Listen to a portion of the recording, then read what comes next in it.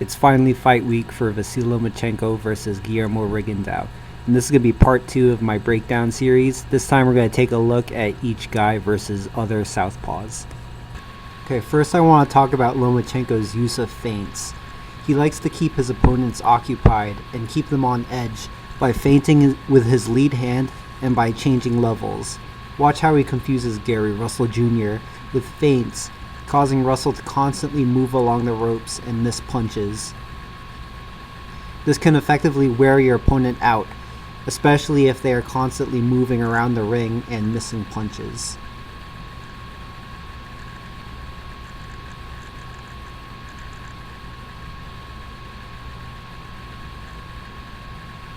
Next, I want to talk about Lomachenko's use of control against Gary Russell Jr. Control is something I bring up in just about all of my videos because it is so important for boxers to establish control to prevent their opponents from landing punches. Here we see Lomachenko use his left forearm to pin Gary Russell Jr.'s gloves down on his head, preventing Russell from using them to attack. Lomachenko uses this opportunity to attack Russell's open flanks with his free hand. So here we see him attack Russell's body with his free hand. This is perfectly legal in boxing, and it's an essential skill to learn if you want to have success in the ring. And then just a few seconds later, we see Lomachenko pin Russell's gloves down again with his lead arm, and then that opens up Gary Russell's exposed flanks for the left hand to the body. Beautiful boxing. Next, we're going to talk about Lomachenko's ability to counter and then exit back to safety.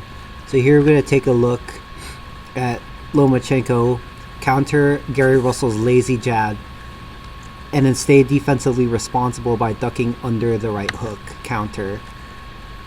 Let's take a look at that. Lomachenko is going to counter Russell's lazy jab and then duck under the right hook. But look at what he does.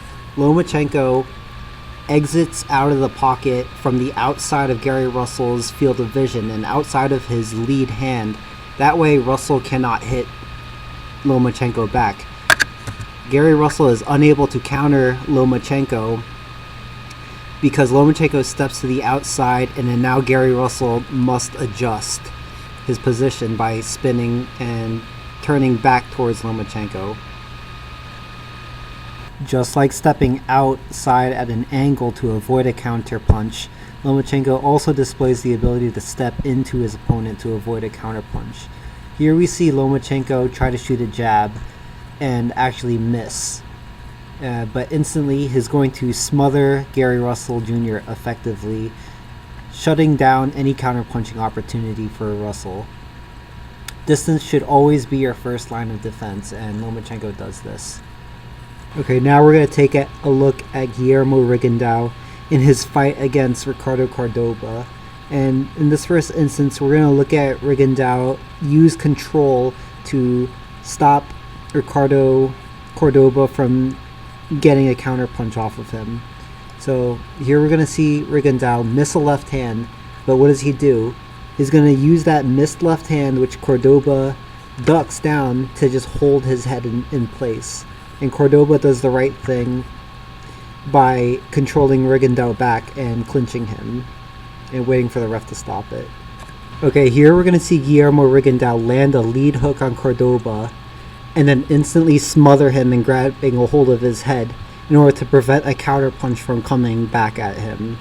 Because remember, distance is defense, and if you control your opponent, they won't be able to counter you.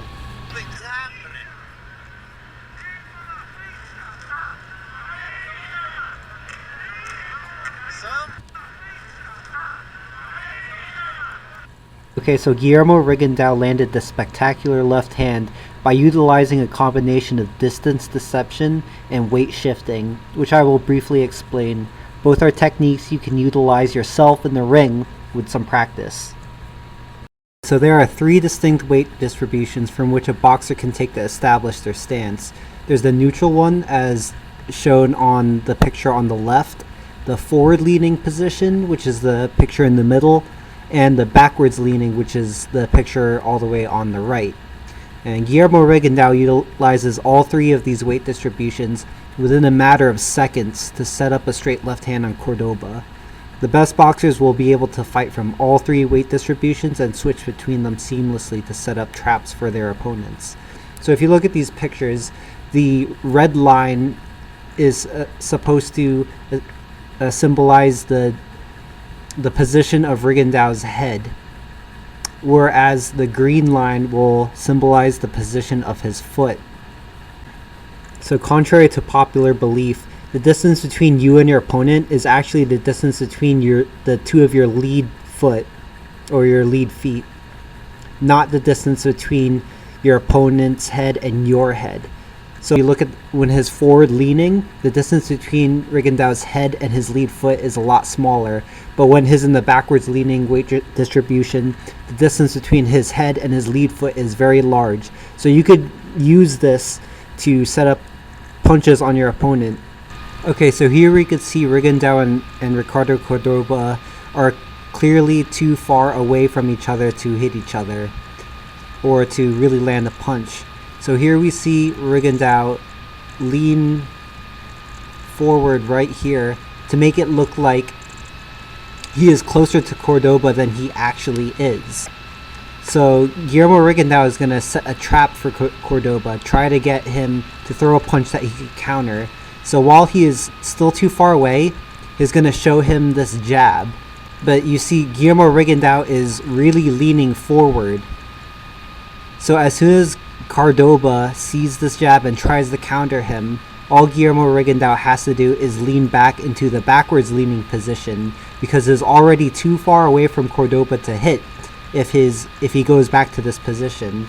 And this causes Cordoba to overextend on this jab and leave him wide open for this left hand, which lands cleanly.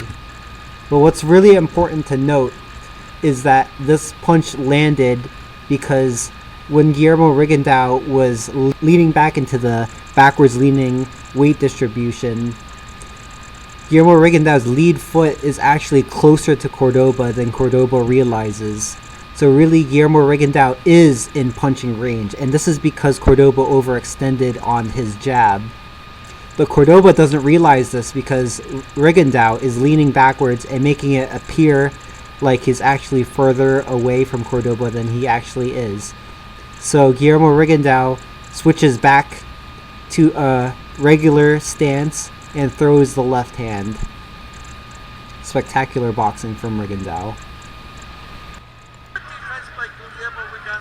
And, certainly he's the ring gentleman there. He's the one that's walking Cordoba down. 3-0, Guillermo Rigondeaux. Down goes Cordoba as the precise shots of Rigondeaux make their point.